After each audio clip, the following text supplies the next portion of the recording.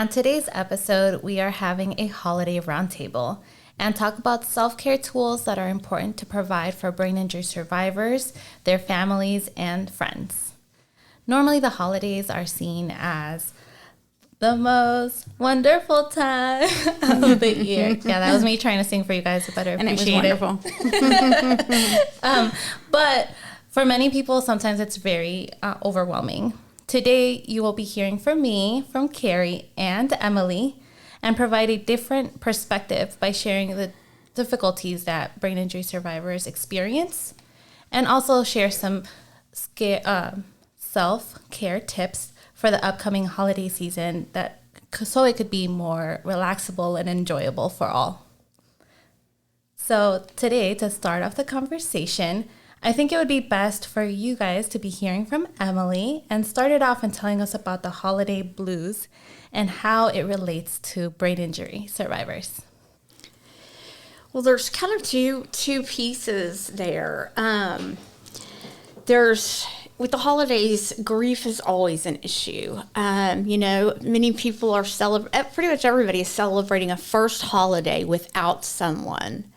And that's always very difficult. As far as, wanting to include that person in the celebrations, and I think, doing something, creating some kind of tradition, maybe lighting a candle, releasing, Chinese lanterns, maybe always cooking that person's favorite dish or the recipe that, was their big hit every time. But there's another level of grief that goes on when we have TBIs or brain injuries, because it affects so much. We lose, a lot of times, our identities. We have to reinvent ourselves with our deficits. And it may mean changing careers. It may mean changes in your family and where you're living. And that's a process you have to go through to kind of emerge as your, new person. One of the other things that comes up a lot with, especially, I remember like the first Christmas gathering, I'm sure y'all do too, oh my gosh, very overwhelming, lots of anxiety, and when we are anxious, our bodies are in a fight or flight mode, right? So your heart's beating faster, you're maybe sweating, maybe you're a little shaky. So what we want to do, we can hack our bodies to put us back into the space where we're calm. And it's funny because I was just recently reminded that is, we say fight or flight. We want to get out of fight or flight. We want to get into feed and breed and rest and digest, right? And that's exactly what we're doing in the holidays, or what we want to be doing. So taking 3 deep breaths before you walk in. If you're in a situation, you can do it while you're, listening to someone else. I always say, make sure you're doing the breathing in through your nose, that you're holding it at the top of your breath, and that you're exhaling quite a bit longer than your inhale. And, that can help. It just puts us in a different space. We can't enjoy stuff when we're in fight or flight, I totally agree. And I was thinking about when you were talking about grief and the loss of loved ones. I think what a lot of people don't understand for brain injury survivors, it's very true for me. I know Carl H., who y'all have heard from several times. We've had this discussion a lot. After a brain injury, you lose not just your own identity, but your friends, the friends that you had made all these connections with. Because I know my favorite time of the holidays used to be getting together with friends and doing friend parties and, Friendsmas and, stuff like that. And I don't have those friends anymore. So now it's just family that I do Christmas with. So that's one thing I think people don't understand about brain injuries. We're still the same people. We still miss our friends. We would love to be invited to your events. We may not always be able to go because of anxiety or other issues that our limitations have done, but that doesn't mean we don't want to be invited and included. So I would just share that. 100%. I would totally agree. That's a great point. Yeah, and I agree with you too, Carrie. Like for me, the stroke that I had a stroke December 18th, 2017, like 2 days before my flight to Texas. And I was supposed to have Christmas here. So really, I don't remember a month of my life. So I missed that Christmas. And then when I woke up and tried to, reconnect myself to life, I had already missed a Christmas. Like, what happened at New Year? What happened at Christmas? And then I come and live somewhere completely new. It was just, kind of shocking, for sure. And then I didn't really feel like myself anymore. Like I wasn't like this little social butterfly anymore. I was more like trying to figure out myself, like what happened to me. Mm-hmm. Like it was really hard. So definitely holidays, I'm a lot better now. It's going to be 6 years come December. But it took a good 3 years for me to be like, oh, it's the holidays. This is great. It's a new year. But, I remember this. Yeah. Okay. This is fun. I'm going to dress up like I don't know, like a tree, like a Christmas tree. I definitely did do that. But, it took a while for sure to appreciate and be excited for a holiday when it was really more sad and kind of more sad for sure. I don't think I ever hit anger mode. It was just sad. I missed a year of it, or not a year. I missed one of it, but it felt like a year. Right. And then, how do I connect myself back to couldn't really go even to family ones because I lived in a different states or friends and things like that. And then it just took a long time for sure. So I could definitely relate to that, the sadness and the anxiety part of holidays and how it can, perceived with brain injury survivors. Right. Yeah. But I'm glad to be sharing that. Yeah, I know. It's amazing how we're all the same. Yeah. Right. Except I'm not dressing up like a tree. Right. I would be like the world's shortest tree. I was going to say, I would be a bush. So, That's great. Yeah. One of the other things I was thinking about is I got and started looking up studies, and it's really across the board. The increase in things like strokes and falls over the holidays, even, heart attacks, things like that. So just thinking about moderation in the holidays, whether it's, feeding or drinking or a myriad of activities, but just having, being mindful of the moderation. That's a good point. Yeah. Yeah, I think that's true. Do you guys have any tips that you have thought of that would be helpful? Yeah, I definitely think it's really important for, what will we be giving to our listeners, our brain injury survivors, the family, and the friends, everyone, just to be able to make this super relaxable and enjoyable. So yeah. Carrie got the first one. I know. I would say as a brain injury survivor, you have to remember to know your limits and respect those limits and set reasonable expectations for yourself. There's a lot, like I said, as much as I want to be invited to all the friends' Christmas parties, Thanksgiving parties, Halloween parties, whatever it may be, New Year's Eve, well, I'll be at the Stars game on New Year's Eve, so don't invite me to a party then. But as much as we want to be invited, we have to set our own expectations and limitations. Okay, how many of these events can I actually reasonably handle and still keep my sanity, keep my anxiety in check, keep myself from being overtired, overexerted, that kind of stuff. So, it can be draining, so it's important to learn how to say no. And as Kezia has reminded me, any kind of success is success. Why is that such a hard word to say? But I successfully said success. Yeah. What would you add, Kezia? Yeah, for sure. I think that anything that's, any kind of success, even if it's a few steps, it's a lot more important than being overwhelmed and overstressed, for sure. One of those things that cause that to me a lot is grocery shopping. Anything that provides me to grocery shop, cook, shopping, anything that has a line that I have to, it just sounds terrible. But to keep on going with that list, I do want to make sure to take a little break for a second and just remind that our listeners should just make sure to check us out every Thursday. Every episode is a little different, and I really hope that this is a really good tool for you guys to continue using. So just make sure to check us out at bindwaves and on Instagram and everything on your social media platform. And go ahead and click that like button. Right? Yes, click that like. But going back to my terror about grocery shopping, I think the first thing to realize is that if you don't need to go shopping, don't do it. Like, it is really overwhelming to be in groups that are a lot of people. I think it's really good to know that, you can do this shopping online to prevent that exhaustion and overwhelming of lines and things to do.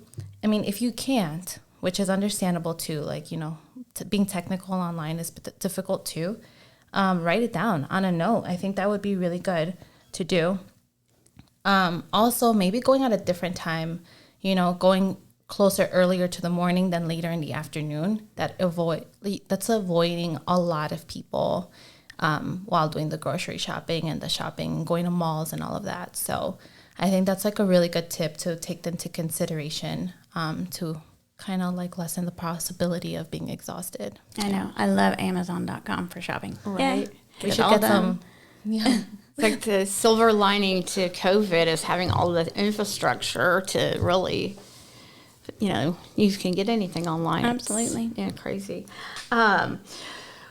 One thing I was thinking about is having, sometimes it's a spouse, sometimes it's a friend, a mom, a dad, but having that person that when you do go to these big family gatherings, that you have like a word that's like, hey, I'm out. I gotta, either I need to go find a spot to lay down or I'm just overwhelmed in the situation. I think that can be really helpful. Kind of like knowing when you're going in, you have an escape hatch, Right. I think that's helpful. Yeah, I think so too. I think also one of the things that we were looking at is also like the staying hydrated. I know that, just some personal information, I've had a couple of seizures, and the trigger for me is the lack of hydration. So doing that and maintaining to stay hydrated, I mean, if going to the mall and walking so many steps and not, drinking enough water, that's like a really big risk, for sure. And we do it in the summer because it's kind of on our radar, but that's a really good point, to stay hydrated. Yeah, for sure. And I think another big thing that people don't take into account, because we're going so much during the holidays, is rest. I mean, rest is absolutely critical for our brain. I mean, I go back to in the beginning of my recovery when my mom thought that I was sleeping too much. And the doctors and nurses reminded her, they're like, no, the only time her brain is recovering is when she's sleeping, when she's resting. We're working out or doing all these things. So between the events, if you've got multiple things in a day, try to catch a quick little cat nap. I'm not saying take a 5-hour nap in between, but a good little cat nap, or even just, sit down and read a book. Or maybe not read a book because that's still working your brain, but just relax a little bit. But rest is very important. So, and then try to get a good night's sleep each night. And again, hydration is key, comes in there again. You want to stay hydrated so that you can get a good night's rest. Absolutely.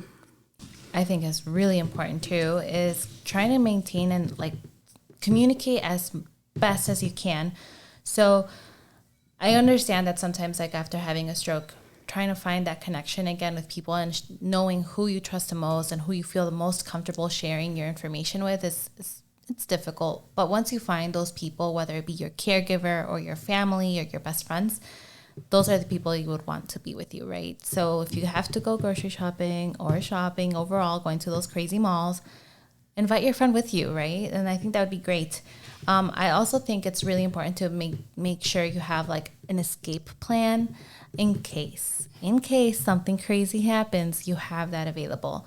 What I use a lot is actually my iPhone. It has a medical ID. My caregiver my case manager and my counselor is actually the one that told me about it. And on my iPhone, I was able to save like what medications I have, my injuries, when my surgeries were, all that important information that doctors ask you every day you go. And, you know, in case something happens and you get like the ambulance come pick you up, like when I had a seizure, I can't speak for like the first couple of minutes when I get picked up.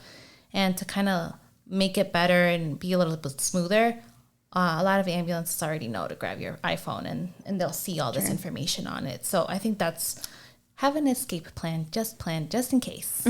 That's a really great tip. Yeah. And to your point, like the doctors, you know, how many times do you have to, you know, relay that information? That's really great. It reminds me also of like with that one person having a code word that says, hey, I'm overwhelmed. I need to go to, you know, if you're at somebody's house, I need to go, you know, just to a quiet space, or I need to get the heck out of here. It's time for me to go home.